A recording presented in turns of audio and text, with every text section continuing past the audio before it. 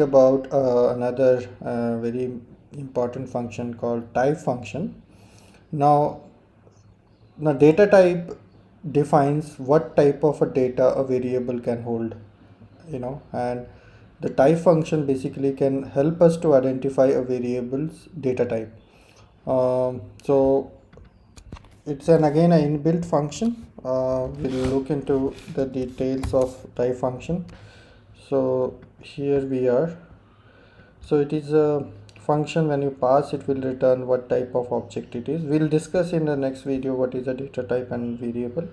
However, before that we should know that, and when we pass, let's say we pass an integer here, right? Let's say I'm passing an integer, so it will return int.